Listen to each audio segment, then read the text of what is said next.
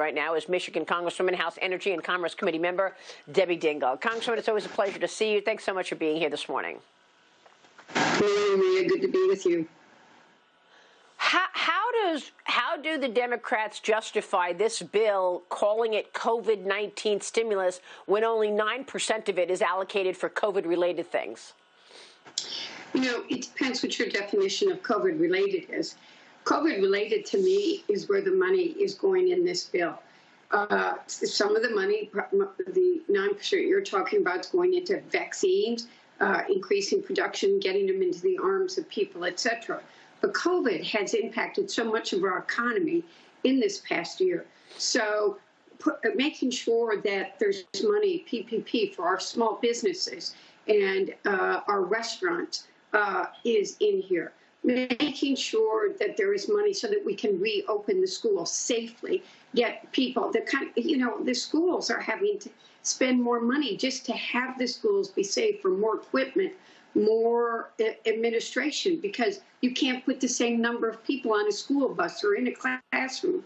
And how do you manage the children? You have to buy PPE equipment. I can go down the list. People they've lost their jobs. Unemployment's had to go up. This is a COVID bill. Yeah. Well, let's be clear. You said money for schools. The schools are not open yet, Congresswoman. So there's that. What is this money doing if the teachers are, oh, come on, they need the money to open. And then you said all of these businesses that are affected by COVID. You're saying that the arts and humanities were affected severely by COVID. That's why $300 million is going there. And museums, another $200 million going for museums. And then that rail car in San Francisco that Nancy Pelosi has been funding, putting as much money as she can, every act, every bill. These are things that you're saying are COVID?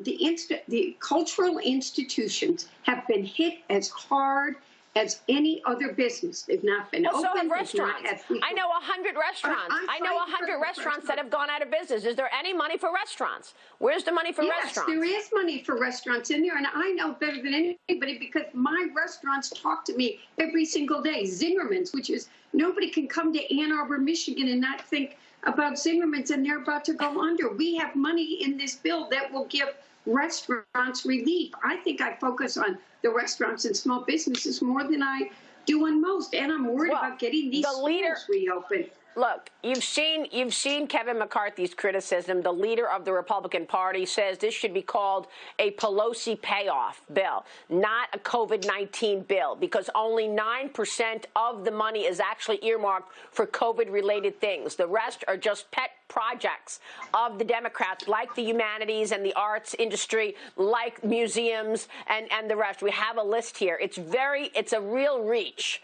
to say that giving $300 million to arts and humanities is COVID related. It's also a reach to say $200 million for museums and libraries is because of COVID, and Silicon Valley transit expansion. How is $100 million for the Silicon Valley transit expansion COVID related? I mean, seriously. We're looking at the list in front of us. We're not stupid, Congresswoman. I want to talk about museums and nonprofits.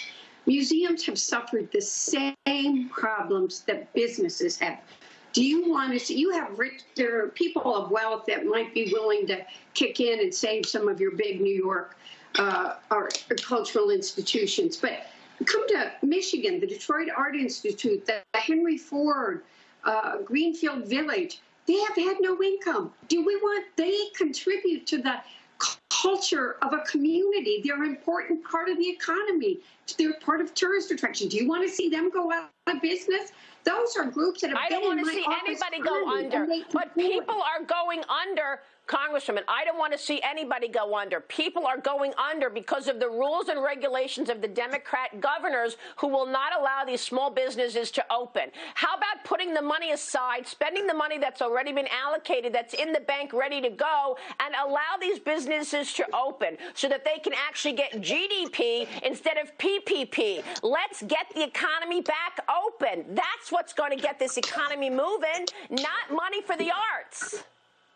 Well, first of all, again, those are and money for the schools when the teachers won't go back to work. What is stopping teachers from going back to work? Follow the science. Why aren't we following the science? Young kids are not necessarily vulnerable the way older Americans are vulnerable. How come teachers won't go back to work? Meanwhile, they're getting billions more in this package.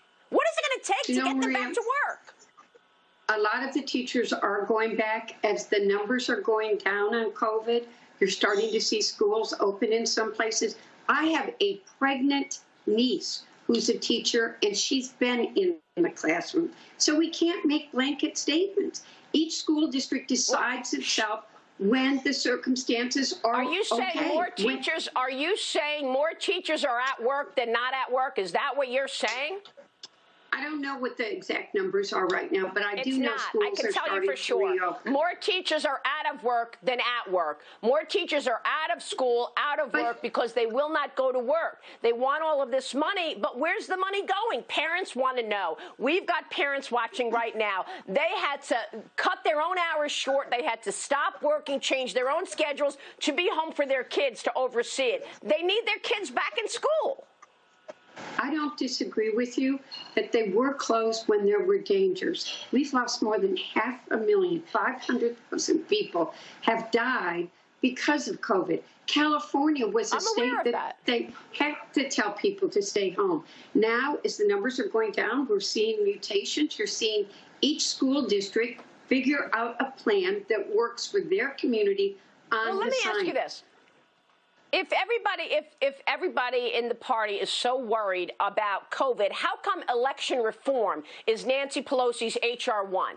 This is the sweeping election reform bill backed by all Democrats last week. It's being blasted by Republicans. House Minority Leader Kevin McCarthy was with me on Sunday Morning Futures. Here's what he said about it, because as you're talking about all of the horrible situations that have happened as a result of COVID, Nancy Pelosi, the leader of the House, is talking about elections being her number one priority, not COVID. Here's Kevin McCarthy. Watch this. The Democrats, their very first bill, their most important bill that they're moving, that you talked a little bit about, H.R. 1, is about protecting them, not helping the American public. They want to take taxpayers' money, the hardworking taxpayer, to use it on their own campaigns. They want to change election law so they can change the system so they would be guaranteed that they would always win. They want to have a czar that would take away free speech and what's happening in campaigns. This is the most important thing to them, to just hold on to power. So what's the explanation?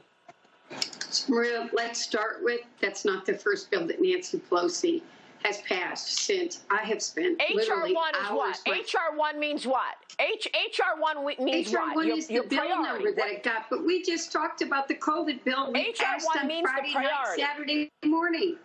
That was the first big piece of legislation that we took up. COVID relief. But so why does she name the first big bill the president will sign? Why does she want mail-in ballots to stay forever? And why is she using the election as her H.R. 1 then? How come COVID wasn't H.R. 1? That bill already had a number that was there last session, or the last Congress, and they held that number over. How about opening the economy being H.R. 1? How about opening the economy being H.R. 1? How about getting people back to work being H.R. 1? How about that? How come not?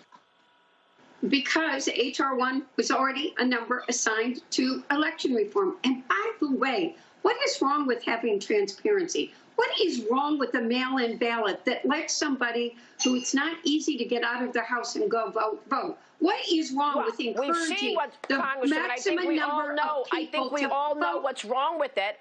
I think we all know what's wrong with it. It litters counties with ballots, and then ballots go to dead people's homes, and ballots go to parking lots, and they come back filled out. I think we all know what the vulnerabilities are around mail-in balloting. And how come you're not stressing having an ID to vote? How about having an ID to vote? What's wrong with that? You have to have an ID to buy a beer. How come you don't have an ID to vote?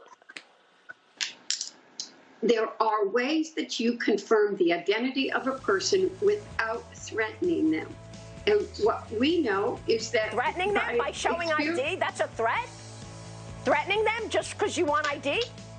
How about some transparency in the electoral process, knowing where money is coming from? Bingo. We need transparency.